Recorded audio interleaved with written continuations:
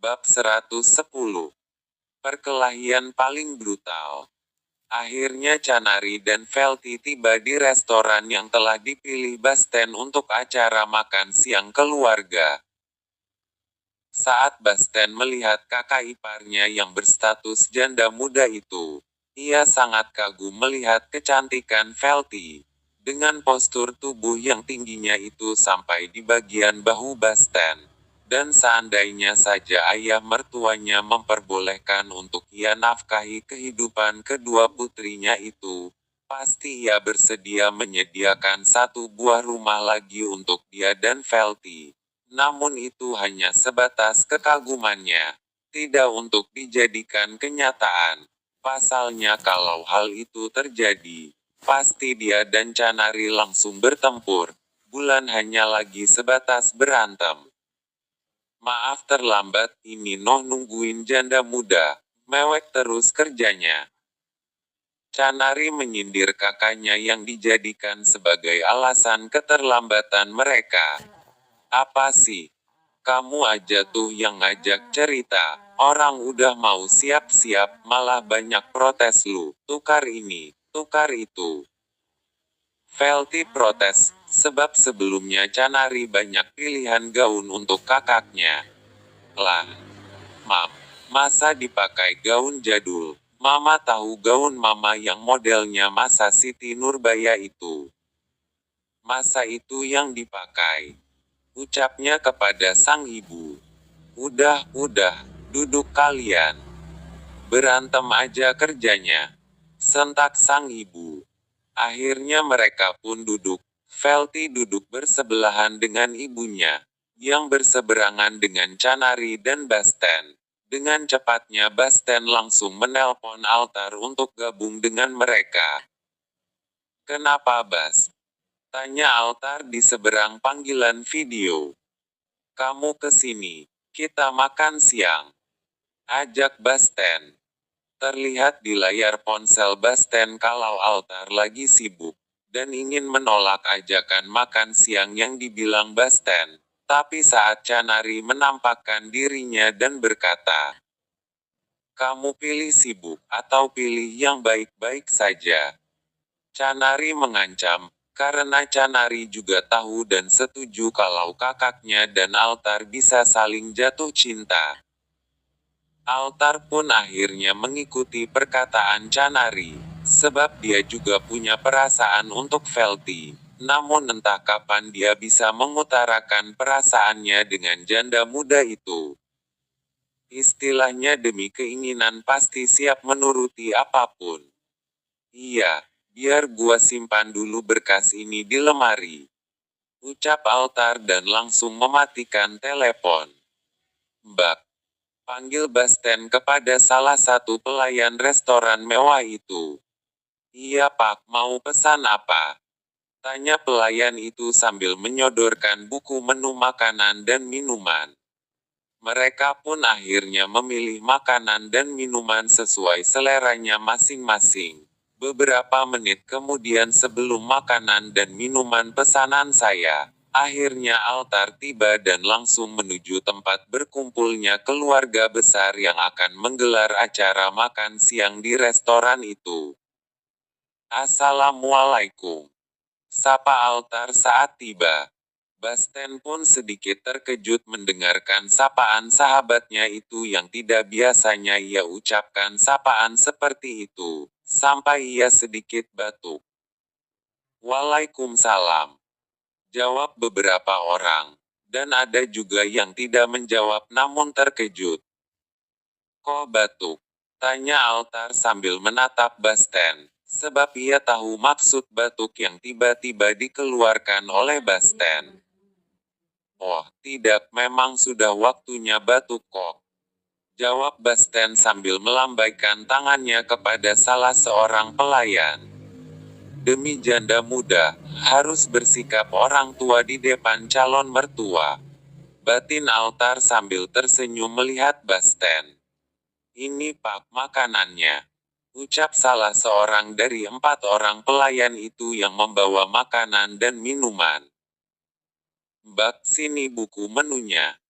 ucap Altar kepada salah seorang pelayan untuk memesan makanannya.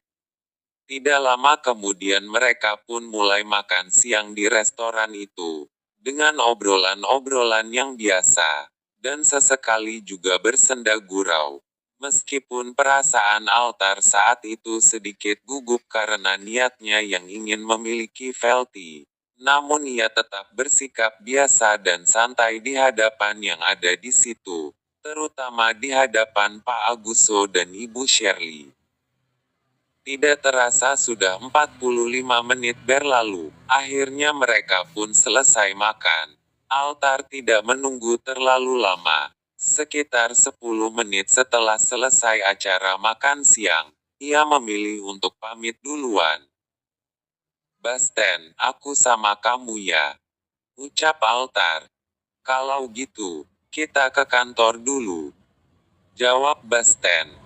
"Lah, kok ke kantor, ini udah jam berapa?"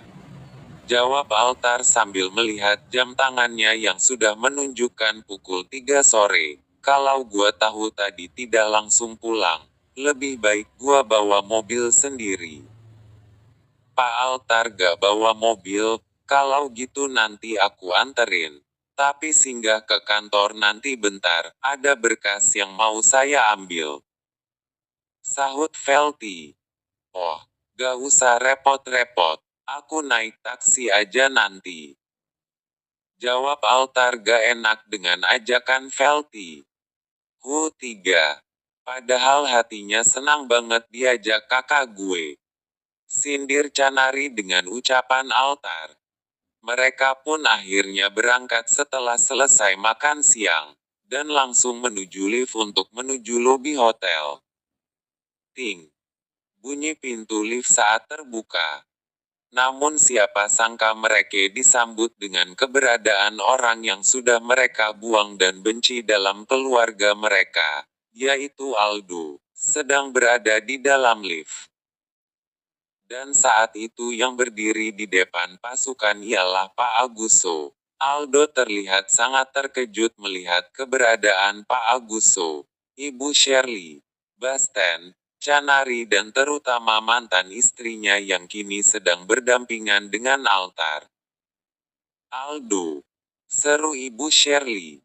Walaupun ia sangat membenci lelaki yang telah mengkhianati putri sulungnya itu, namun Ibu Shirley tetap terlihat bijak dan tidak terlalu menampakkan kebenciannya dengan Aldo. "Iya Bu Pak," sapa Aldo.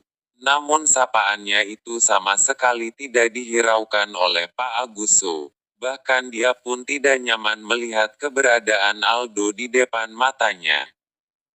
"Aldo, udah lama gak ketemu," ucap Ibu Shirley tetap terdengar bijak. "Tumben sendirian. Biasanya lu sama," ucap Canari dipotong oleh ibunya. "Chan," sentak sang ibu.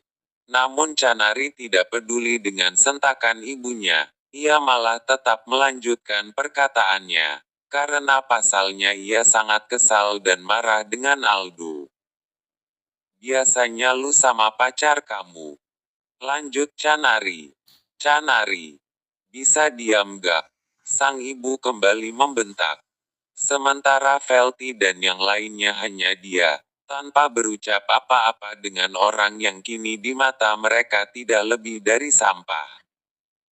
"Lah, ibu tahu gak dulu aku keguguran hanya gara-gara lelaki ini yang bermesraan, berciu men di dalam lift dengan wanita lain. Dan aku takut jika kejadian yang sama terulang lagi di dalam lift ini."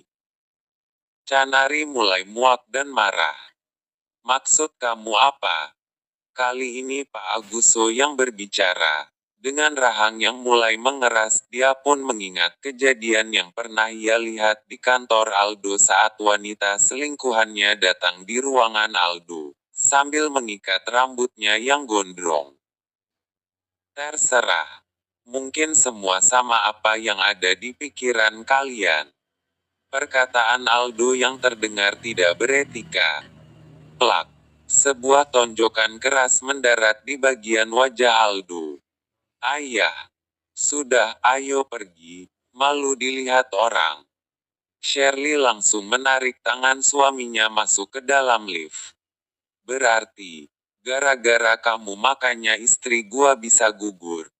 Kali ini ucapan yang terdengar udah sangat garang keluar dari mulut Basten. Plak. Tonjokan kedua dari Basten langsung mendarat di wajah Aldo. Dan memang jauh beda dengan pukulan yang diberikan ayah mertuanya tadi. Kalau pukulan Pak Aguso, Aldo cuma gerak sedikit dari posisinya. Sementara pukulan Basten yang berbadan kekar dan berotot itu langsung membuat tubuh Aldo tercapai di lantai. Beberapa orang yang kini tengah berada di dalam lift langsung keluar saat melihat Basten yang ternyata lebih kejam dan brutal daripada Pak Aguso. Basten, udah itu, kalian bisa selesaikan ini di tempat yang lain, ini tempat umum. Ibu Shirley mencegah Basten yang mendaratkan lagi pukulan dengan Aldo. Maksud ibu mertuanya supaya nama baik Basten jangan sampai buruk. Kalian duluan aja. Sentak Basten yang kini sudah mendaratkan lagi pukulan keras di wajah Aldo. Semua pun panik melihat wajah Aldo yang kini sudah diselimuti dengan darah asteris H dan bekas luka di kepalanya. Kak, udah.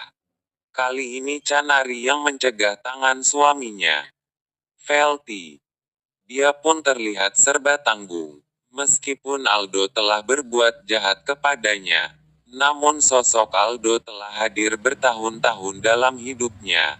Tapi luka yang diberikan Aldo tidak bisa terhapuskan.